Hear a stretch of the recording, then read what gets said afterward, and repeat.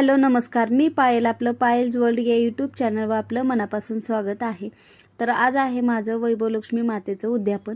तर वैभवलक्ष्मी व्रत हे खूप फलदायी व्रत असते. तर आता हे मी 11 शुक्रवार केले आहेत. वैभवलक्ष्मी व्रत केल्याने घरामध्ये धन धान्य वैभव सुख शांती समाधान येतं आणि ज्या घरात वैभवलक्ष्मी व्रत केलं जातं त्यांचं घर धनधान्याने सदैव भरलेलं राहतं. हे व्रत केल्याने देवीचा वास आपल्या घरात राहतो. लक्ष्मी सदैव आपल्या घरात वास करते आणि हे व्रत श्रद्धेने आणि भक्तीने केल्याने जीवनात सकारात्मक बदल आपल्याला दिसून येतात.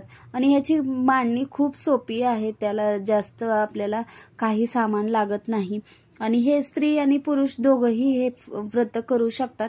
आणि खरंच ह्या व्रताचा फलदायी प्रभाव आहे आणि खूपच छान वाटतं अशी पूजा केल्यानंतर. तर पूजेची मांडणी मी करून घेतली आहे. सगळं देवीची ओटी ही आज भरायची असते. आपल्याला देवीसाठी सगळं शृंगाराचं सामान आणायचं असतं. आणि आता मी पुरणाचे दिवेही केले होते. पुरणाच्या दिव्याने जर आपण देवीची आरती केली तर त्याचं प्रभावी फळ आपल्याला लवकर मिळतं. आणि देवीच्या प्रत्येक आरतीमध्ये असे पुरणाचे दिवे करायचे, खूप छान अनुभव येतो. नंतर आम्ही दोघांनी मिळून आरती केली. आज उद्यापन होतं त्यामुळं सगळे म्हणाले दोघं मिळून आरती करा, त्यामुळे आम्ही दोघांनी मिळून आरती केली. आज आपल्याला सुवासिनी जेवण द्यायचं असतं. तुम्ही 7 किंवा 5, 7, 9 अशा सुवासिनी जेवू घालवू शकता. त्यांना शृंगाराचं सामान देऊ शकता, नाहीतर एखादी वस्तू देऊ शकता. कुमारिकाही जीव घालू शकता. पण आता आमच्या इथे कुमारिका खूप कमी आहेत, त्यामुळं मग मी सुवासिनी जेवण घालायचं ठरवलं.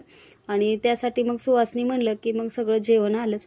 मग सकाळीच खूप लवकर उठून मी तयारी करून घेतली आहे.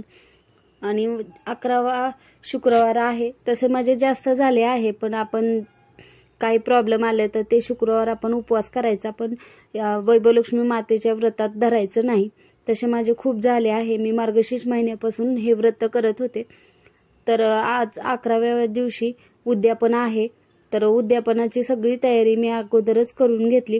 त्यामुळं मग ज्या वेळेस पूजा असते त्यावेळेस खूप धावपळ होत नाही. आता आमची आरती करून झाली आहे, सगळे आरतीला होते, त्यामुळं खूप प्रसन्न वाटत होतं आणि धार्मिक वातावरण तयार झालं. आरतीला सगळेजण होते. तर आता मी सगळ्यांना आरती देऊन घेईल सगळ्यांना. आणि सगळे दिवे मी लावले होते. पुरणाचे दिवे तुम्हाला व्हिडिओमध्ये दिसेल की पुरणाचे दिवे सगळे लावले होते आणि त्यांनी मी आरती करून घेतली देवीची.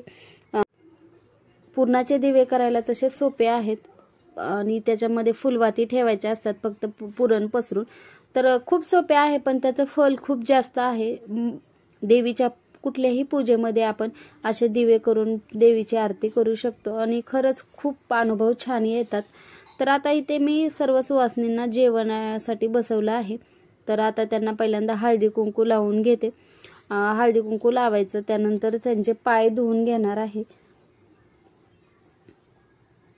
आपल्याला पाय पण धुवून घ्यायचे आहे. जर तुम्ही सुवासिनी नसेल तर कुमारिका असेल तरी कुमारिकेचेही असे पाय धुवायचे. ह्या उद्यापनामध्ये तुम्ही जेवण नाही केलं तरी चालतं. नुसतं खिरीचा प्रसाद सुवासिनींना बोलून हळदी कुंकू लावून दिला तरी चालतं.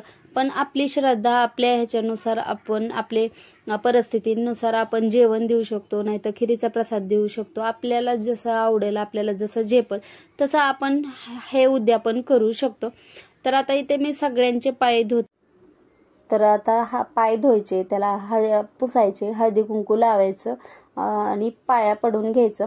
कारण ह्या आपण ज्या सुवासिनी घालतो ते लक्ष्मी स्वरूप मानून आपल्याला त्यांचे पाय धुवायचे असते. आणि नंतर आपल्याला हे हळदी कुंकू धुवूनही काढायचं असतं, कारण हे हळदी कुंकू लावलेले पाय आपल्या घराबाहेर नाही गेले पाहिजे, त्यामुळं तसं करायचं असतं. कुठलेही व्रत केले की ते श्रद्धेने भक्तीने केले तर त्याचं फळ नक्कीच मिळतं. जर आपण फक्त असं करायचं म्हणून केलं तर त्याचं फळ आपल्याला मिळत नाही. मग असं वाटतं की हे व्रत केल्याने कुठं फळ मिळतं, पण तसं नाही. श्रद्धेने जर तुम्ही करत असाल तर त्याचं फळ नक्की तुम्हाला मिळतं. तर माझा तर असाच अनुभव आहे. खूप श्रद्धेने आणि भक्तीने करावे असं मला वाटतं. 7 सुवासिनी होत्या, तर 2 मुलीही होतात कुमारिका. तर त्यांनाही मी पाय धुणार आहे आणि त्यांनाही जेवायला बसवणार आहेत. म्हणजे 9 जणी होतात. तर सगळ्यांचे पाय धुवून झाले. आता मी जेवणाची ताट आणून ठेवते.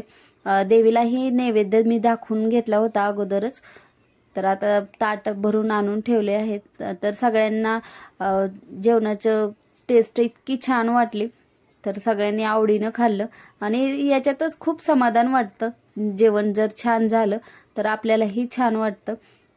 जेवण झाल्यानंतर ओटी भरायची असते आपल्याला, तर त्याच्यासाठी कोण कोण शृंगाराचं सामान आणतं, पण मी काही शृंगाराचं सामान नाही देणार, कारण शृंगाराचं सामान म्हटलं की ते पडूनच राहतं. आता माझ्याकडेच आलेलं सगळं पडून राहतं, त्यामुळं मग देवांना उपयोगी पडणारी अशी वस्तू द्यावी असा विचार केला. त्यामुळं मग मी स्टीलचे केळीचे पान आणले आणि पोथी, एक फळ आणि फूल असं मी देणार आहे आणि ओटीही भरणार आहे. तर असं केल्यानंतर त्या वस्तूचा उपयोगी होतो आणि ते पडूनही राहत नाही.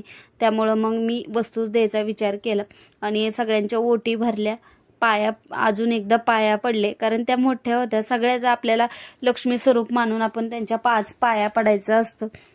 तर सगळ्यांना मी हळदी कुंकू आणि नंतर ओट्या भरून घेतल्या. आता कोणाकोणाचा व्हिडिओ मध्ये नाही दिसणार, कारण सगळेजण आले होते तर खूप गोंधळ होता. व्हिडिओ शूट कुठले झाले कुठले नाही झाले, त्यामुळं मग दोघी तिघींचे आले, दोघी तिघींचे राहून गेले आणि खूप घाई असते असा काही कार्यक्रम असला तर, मग त्यामुळं असं होतं.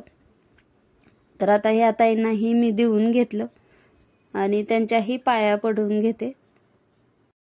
ह्या खूप लांबून आल्या होत्या, तरी पण असं छान वाटलं त्या आल्यानंतर, कारण असं काही कार्यक्रम असेल तरच आपण एकत्र येतो. असं रोज तर आपल्याला कोणाला भेटणंही होत नाही, बोलणंही जास्त होत नाही.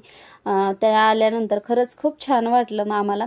आणि नंतर मग प्रतीक्षाची ओटी भरली, नंतर शीतलची भरली. तर अशा ओट्या भरून घ्यायच्या असतात. त्यानंतर मग मुलांनाही मी जेवायला दिलं. तर सगळ्यांना भूक लागली होती, तर सगळेजण मिळून जेवण करतायत तिथे, बोलत गप्पा गोष्टी करत, आणि छान वाटतं मुलांनी असं छान जेवलं तर. आणि ते मग सरांचे सगळे फ्रेंड्स म्हणून जेवायला बसले. तर आता अशा पद्धतीने माझी पूजा मांडणी केली होती मी, आणि सगळ्यांनाच खूप पूजा बघून खूप प्रसन्न वाटत होतं. आणि खूप स्वादी सोपी पूजा मांडणी असते वैभवलक्ष्मी मातेची. आणि आज मी कुंचमही भरला होता. देवीचं रूप तर इतकं प्रसन्न वाटत होतं. आज माझं उद्यापन पूर्ण झालं आहे, तर त्याचा आनंद मला असा वेगळाच होता.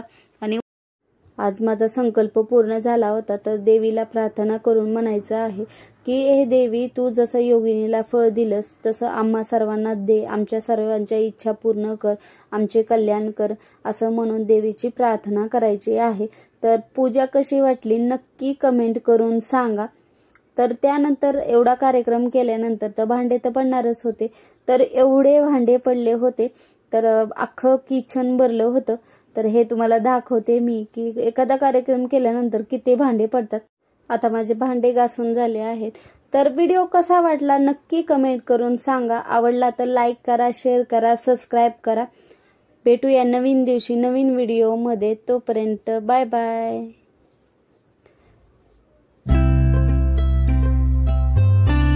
संपूर्ण व्हिडिओ बघितल्याबद्दल तुमचे मनापासून आभार.